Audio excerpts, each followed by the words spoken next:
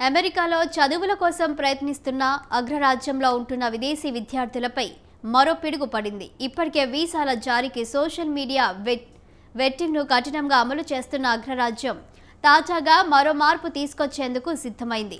విద్యార్థులు, exchange విజిటర్లు, media ప్రతినిధులకు జారీ చేసే వీసాలకు పరిమిత కాల గడువు విధిస్తూ ప్రతిపాదనలను ఆవిష్కరించింది. అంటే ఇకపై విదేశీ విద్యార్థులు 4 ఏళ్లకు మించి అమెరికాలో ఉండకుండా వీసా నిబంధనల్లో మార్పులు చేయనుంది.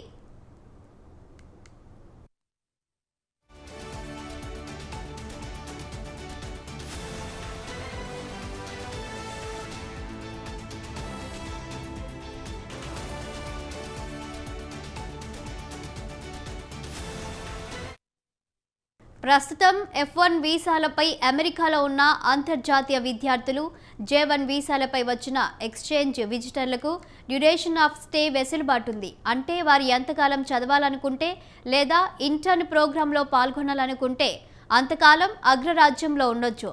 ఎక్స్చేంజ్ విజిటర్స్గా వచ్చే విద్యార్థులు, ప్రొఫెసర్లు, స్కాలర్లు, స్పెషలిస్టులు, ట్రైనీలు, ఇంటర్న్లు, ఫిజిషియన్లకు కూడా ఈ సదుపాయం వర్తిస్తుంది. అయితే ఈ ఫ్లెక్సిబుల్ స్టూడెంట్ వీసా సిస్టంలో మార్పులు తీసుకొచ్చేందుకు ఇప్పుడు డిపార్ట్మెంట్ ఆఫ్ హోమ్ల్యాండ్ సెక్యూరిటీ విభాగం సిద్ధమైంది.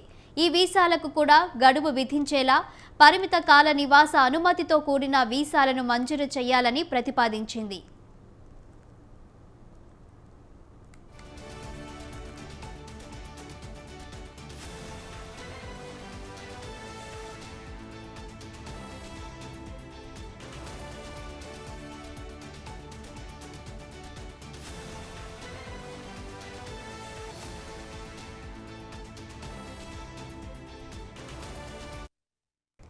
విదేశీ విద్యార్థులు, ఇతర వీసాదారులు అమెరికాలో నిరవధికంగా నివసించేలా చాలా కాలంగా అమెరికాలోని గత ప్రభుత్వాలు అనుమతి కల్పించాయని హోమ్ల్యాండ్ సెక్యూరిటీ విభాగం తమ నోటీసుల్లో పేర్కొంది.